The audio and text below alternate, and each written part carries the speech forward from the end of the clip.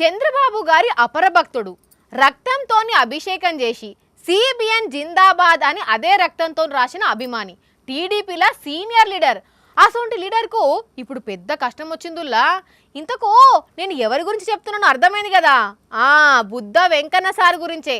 అగో పార్టీని అధికారంలోకి వచ్చే ఇంకా ఆయనకేం బాధ అంటారా? వినుండ్రు మీరే.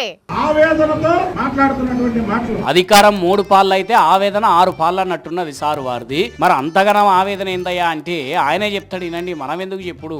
ఇవాళ ఎమ్మెల్యే అయినటువంటి వ్యక్తులు ఎవరైనా వచ్చారా? విజువల్ చూడండి. పోరాటం చేసింది నేను ఎన్ని చెప్పుకోకూడదు, కానీ చెప్పుకునే పరిస్థితికి వచ్చింది నాకు. అయ్యో, మీరు పోరాడినరో పక్కోళ్ళు పోరాడినరో పక్కకు పెడితే అధికారంలోకి రానే వస్తుంది. ఇంకా బాధ ఏంది బుద్ధా సారు? ఇట్లా కాదు కానీ ఇంకా లోపటేమన్నా ఉంటే కుల్లం బయటికి కక్కేయండి. ఈ వంటలో ఏదన్నా ఎక్కడికన్నా వెళ్ళాలంటే నాకే ఫోన్ చేసి చెప్పేవాళ్ళు. ఇవాళ నా పరిస్థితి ఏంటి, నా పరిస్థితి ఏంటి, ఇవాళ ఎవరు చూస్తారు, నేనే కూడా చెప్పుకునే పరిస్థితికి వచ్చేసాను. అచ్చా, అదా మీ బాధ. విన్నరానులా ఇంతకు ముందు 1 టౌన్లో సార్దే నడిచేదట. ఏడికి పోవాలన్నా సార్తోనే చెప్పుకునేటోళ్ళట. కానీ ఇప్పుడు సార్ని లేరట. అందుకే ఇంత బాధపడుతున్నాడు. మరి ఉండదానండి బాధ. పాపం బాబు ఫోటోకు అందరూ పాలాభిషేకాలు చేస్తే బుద్ధ సార్ మాత్రం బుద్ధిమంతులు లెక్కన రక్తాభిషేకం చేసిండు.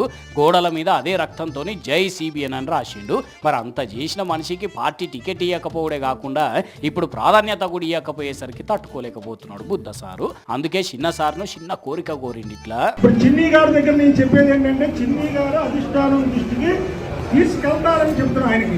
మళ్ళీ బాబు మీరు తప్పుగా ఇచ్చేయకండి. చిన్ని గారు పార్లమెంట్ సభ్యులు, చిన్ని గారు అధిష్టానం దృష్టికి తీసుకెళ్తారని నేను ఆయన దృష్టికి తీసుకెళ్తున్నాను. బాధపడకండి సార్, బాధపడకండి. మీ రక్తం వేస్ట్ అయిందని అస్సలకే బాధపడకండి. మీకు కూడా ఒక మంచి రోజు వస్తుందని ఆశతో బతికండి, సరేనా?